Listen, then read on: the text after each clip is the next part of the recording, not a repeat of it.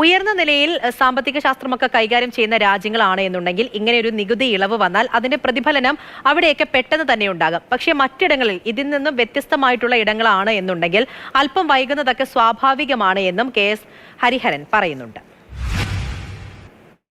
എല്ലാ വസ്തുക്കളും നിത്യോപയോഗ സാധനങ്ങൾ ആൾറെഡി സ്റ്റോക്ക് ചെയ്തിട്ടുള്ളതാണ്.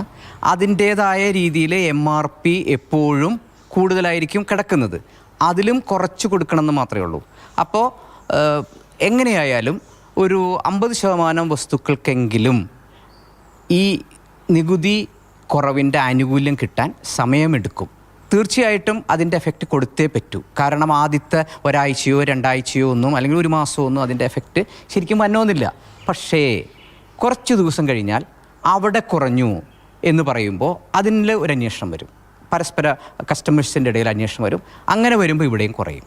അങ്ങനെ ഒരു സാമൂഹ്യമായിട്ട് അത്രയേറെ ഉയർന്ന നിലയിൽ സാമ്പത്തിക ശാസ്ത്രം കൈകാര്യം ചെയ്യാത്ത ഒരു സംസ്ഥാനത്ത്, ഒരു ഇന്ത്യ പോലുള്ള ഒരു രാജ്യത്ത് സമയമെടുക്കും.